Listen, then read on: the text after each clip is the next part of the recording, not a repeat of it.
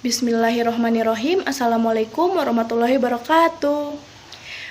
Good morning class. How are you today?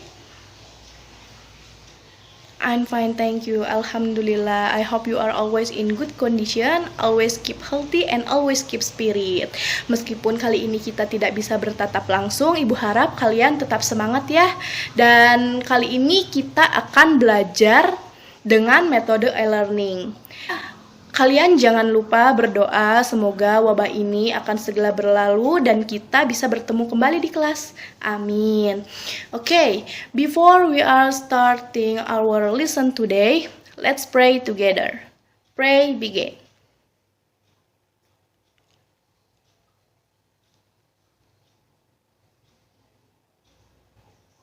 Finish.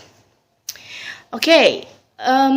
Kali ini kita telah memasuki pertemuan ke-7 dan di sini Ibu telah membuka forum absen ya. Nanti kalian bisa ngisi dan nanti di sini bakal tertera siapa saja yang aktif dan tidak. Maka Ibu berharap kalian tetap semangat ya, walaupun kita tidak bisa bertatap muka secara langsung. Oke, sebelumnya Ibu ingin bertanya.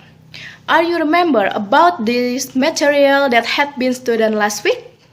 Are you remember? What is the material?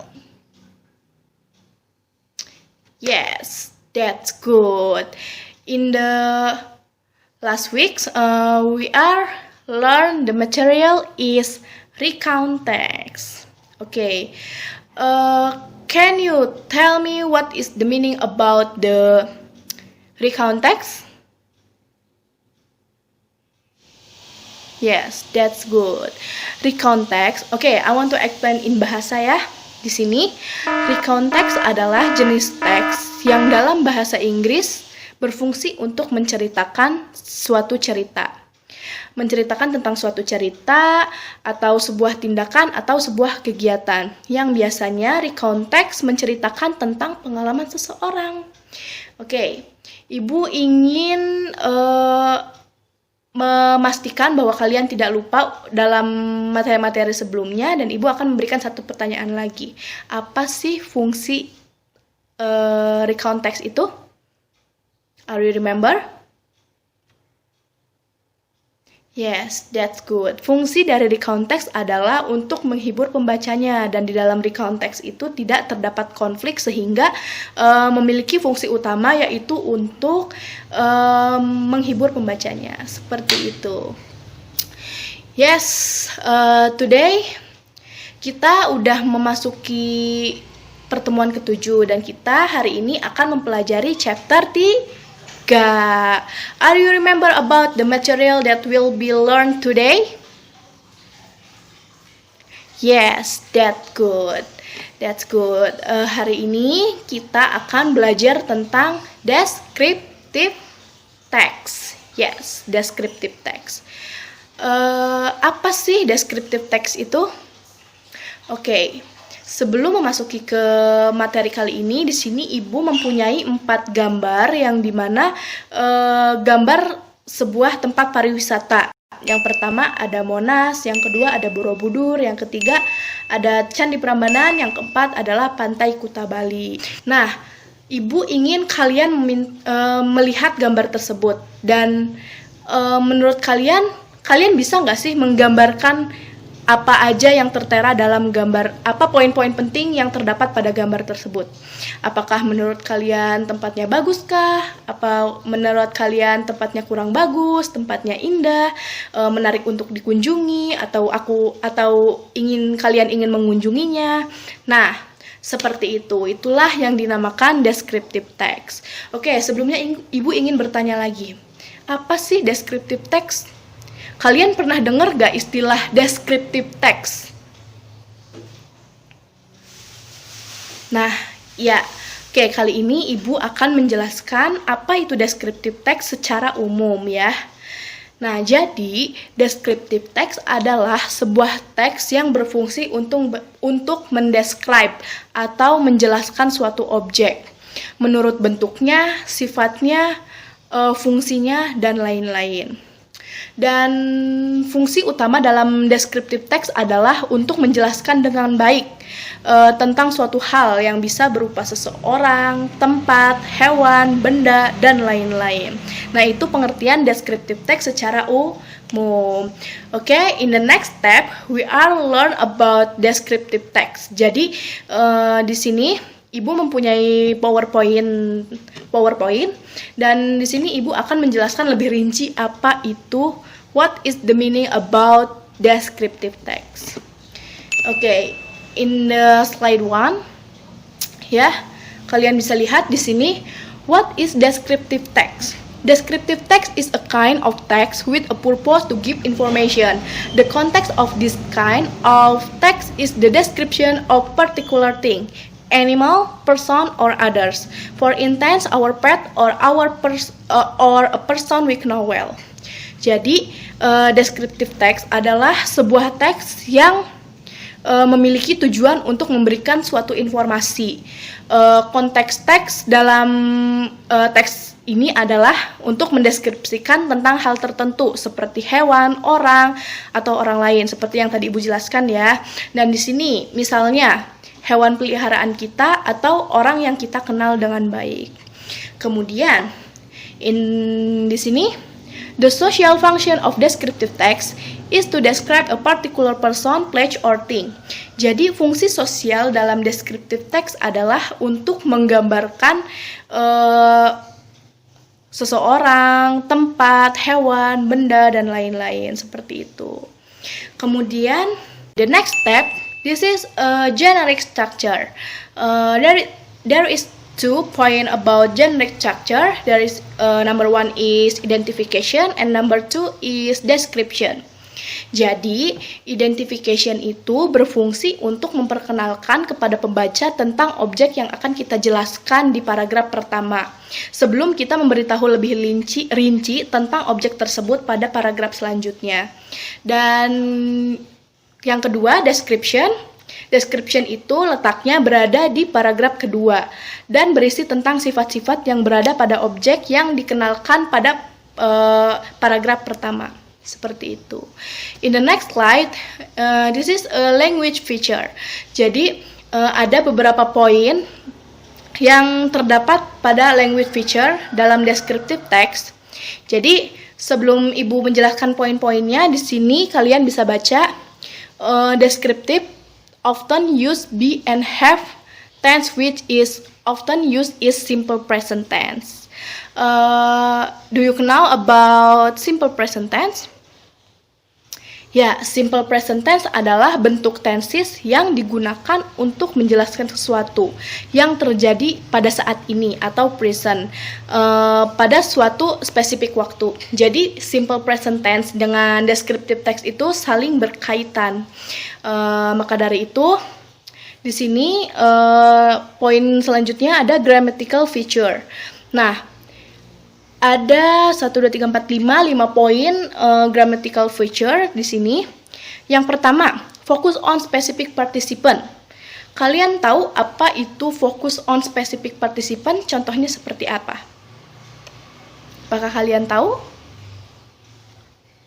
Ya, betul. Contohnya seperti my English teacher, Helen Katz, atau my favorite place. Nah, itu termasuk ke dalam focus on specific participant. And the next, di sini use of descriptive adjective. Apa sih use of descriptive adjective itu? Apakah kalian tahu? Ya, di sini use of descriptive adjective itu, jadi kita harus mendeskripsikan kata sifat gitu kan ya. Contohnya di sini seperti strong legs atau long hair atau white skin atau blue eyes. Nah, itu termasuk ke dalam use of descriptive adjective. Kemudian di sini ada use of detailed noun phrase to give information about the subject, atau gunakan frasa noun terperinci untuk memberikan informasi tentang subjek. Nah, contohnya seperti apa, Bu? Nah, contohnya seperti a very beautiful scenery, a sweet young lady, very thankful. Nah, itu termasuk ke dalam use of detailed noun phrase atau menggunakan frasa noun untuk memberikan informasi tentang subjek, seperti itu. Kemudian di sini use of action verb material process atau menggunakan kata kerja action material process. Contohnya seperti apa, Bu? Contohnya seperti it grace and it run fast. Nah, itu termasuk ke dalam menggunakan action verb. Nah, in the next step, in here, I have some example and identify of descriptive text. Di sini, Ibu mengambil contoh untuk mendeskripsikan seseorang. Nah, di sini judulnya by my best friend Ernesto. Jadi, dalam teks ini kita berfokus pada satu orang, yaitu Ernesto. Dan teks ini juga menceritakan tentang si Ernesto itu. Nah, di sini point identification. Kalian baca ya tulisan yang berwarna merah di sini. My best friend is Ernesto and he is my classmate. Bla bla bla bla sampai it also a teacher. Nah, dalam bagian ini tuh masih ke dalam menjelaskan secara umum, belum secara rinci gitu kan ya, karena masih ke dalam bagian identification. Jadi ini masih menceritakan si Ernesto tapi secara umum gitu, belum secara rinci. Oke, selanjutnya di sini ada kolom description. And in here kalian fokus ya di paragraf pertama di tulisan berwarna hijau. He is punctual, well educated and has good manners. Dia tepat waktu, berpendidikan baik dan memiliki perilaku yang baik. Nah, itu sudah masuk ke dalam description. Karena apa? Karena sudah menceritakan, sudah menuliskan teks yang memasuki informasi-informasi secara rinci gitu kan. Nah, description. Kemudian di sini di paragraf ketiga, Ernesto has a well-built body atau Ernesto memiliki tubuh yang tegap. Nah, dalam kalimat ini memberitahukan pembaca agar pembaca itu bisa membayangkan oh berarti si Ernesto bisa memiliki badan yang tegap. Nah, seperti itu. Kemudian he is always play the guitar. Nah, di sini si Ernesto suka bermain gitar gitu kan. Nah, berarti kan itu sudah mendeskripsikan secara rinci gitu kan, yang mulai dari sifatnya atau sifatnya bagaimana atau ciri-ciri lebih rincinya seperti apa, seperti itu. Okay, in the next step, in here I have some descriptive text about famous people. Name is Lionel Messi. Kalian tahu kan Lionel Messi? Nah, di sini Ibu mengambil contoh dari descriptive text tentang seseorang yang terkenal. Nah, di sini Ibu membuka forum, isi forum tersebut dan nanti kalian harus menyertakan jawabannya. Apakah jawaban A benar atau B benar atau C benar dan disertai alasannya. Oke, setelah ini kita akan membahas tentang question. Kita fokus di questionnya ya. Oke, di sini questionnya according to the text, Messi's parent moved to Barcelona. Jadi menurut teks di atas, kenapa orang tua Messi itu pindah ke Barcelona? Nah, yang poin A, because they want Messi to be successful in soccer. Oke, menurut kalian itu jawaban yang benar apa salah? Jika benar kenapa, jika salah kenapa? Oke, yang poin A itu tidak benar karena di sini tidak terdapat teks yang dimana mempunyai alasan si Messi itu ingin sukses. Di paragraf yang pertama dan kedua itu tidak ada. Yang kemudian yang nomor B, so that Messi could learn in the best soccer club. Nah, menurut kalian itu benar apa salah? Ya, betul. Dalam kalimat ini juga tidak tertera di dalam teks. Jadi, dipastikan bahwa jawaban ini salah. And the next, di sini, because they were very poor in Argentina. Nah, menurut kalian itu benar apa salah? Ya, jawabannya benar. Karena pada teks tersebut tertulis Lionel parents were unable to pay for the treatment in Argentina. Nah, kalian fokus ya pada paragraf kedua. Nah, inilah jawaban alasannya kenapa orang tua Messi pindah ke Barcelona adalah karena orang tuanya tidak mampu membiayai perawatan Messi. Jadi, jawaban yang tepat adalah yang C, because they were poor in Argentina. Seperti itu. Nah, Ibu beritahu ya sekali lagi, jika kalian menemukan soal seperti ini, pastikan bahwa kalian dapat membedakan identification dan description-nya ya, agar kalian tidak keliru. Nah, seperti itu. Okay, before we end our lesson today, I will remind you about the material. Are you remember about what is definition of descriptive text? Ada yang tahu?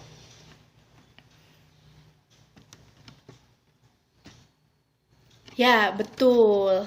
Descriptive text adalah sebuah teks yang memiliki tujuan untuk memberikan informasi.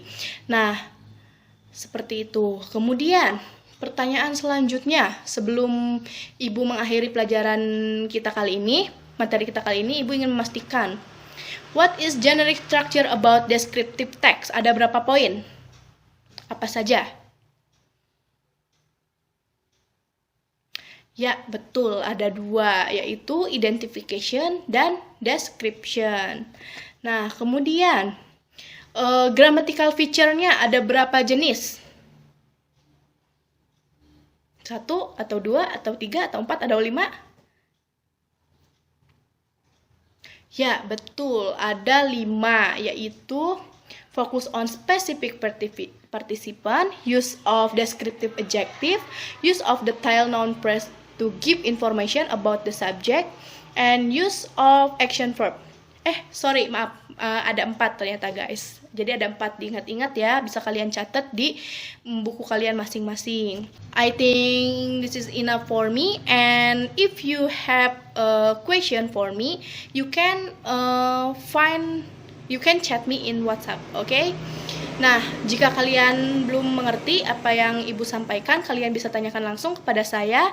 Dan sebelum kita mengakhiri pelajaran kita kali ini, Ibu minta kalian untuk mengerjakan LKS kalian pada halaman 76. Nah, di situ ada materi kita, chapter 3, yaitu descriptive text. Nah, kalian bisa mengerjakannya dan nanti akan dibahas next week. Okay, I think enough for me. I'm sorry if I have mistakes. I think the time is over. Dan semoga kalian sehat selalu. Semoga kalian tetap semangat. Semoga kalian tetap